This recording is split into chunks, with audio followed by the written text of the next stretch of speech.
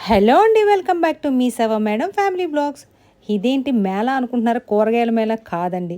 ఈరోజు మా నాన్నగారు చాలా హెల్తీగా అనేసి ఒక బిర్యానీ చేస్తానని చెప్పి ఇవన్నీ కోసారన్నమాట. ఫస్ట్ టైం బిర్యానీలో చిలకడ దుంప అంటే ఎర్రదుంప అంటారు కదా, అది వేయడం చాలా గ్రేట్ అండి.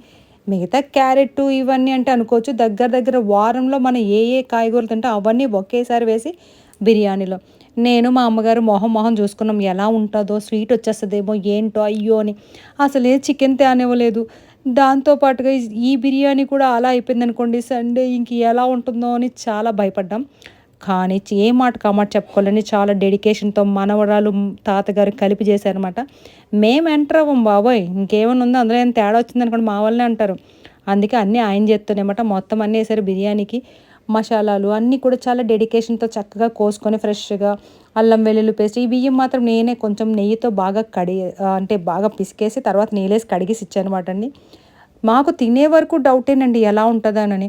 నేనైతే కనుక పైన మిల్ మేకర్ వేశానమాట. ఇంకా జీడిపప్పు చెప్పక్కర్లేదండి. నాన్నగారు వంట అంటే జీడిపప్పు మొద్దు కూడా తగులుతుంది కదా మరి. చూసండి కలర్‌ఫుల్‌గా వచ్చింది.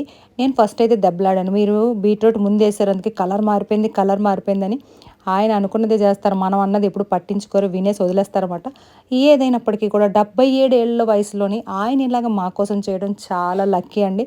నాకైతే కనుక ఫస్ట్ స్పూన్‌తో తీసుకొనొచ్చి చూపించారు. భలే ఉందన్నమాట. డౌట్‌గానే తిన్నాను గానీ, తిన్న తర్వాత అనిపించిందండి తినాలండి. 1 వీక్‌లో ఒక్కసారైనా ఇలాంటి ఫుడ్ తినాలి, హెల్తీగా ఉంటామని అనిపించింది. నేను మా అమ్మగారు చేసేటప్పుడు మొహాలు చూసుకున్నాం. ఈరోజు ఎలా ఉంటదో అని. కానీ మళ్ళీ తిన్న తర్వాత నేను మా అమ్మగారితో అంటే, మా అమ్మగారు నిజమా అంటే సూపర్ అని అన్నారన్నమాట. మనకైతే కనుక మిగిలిపోయిన 2 చపాతీలున్నాయి ఉదయంవి.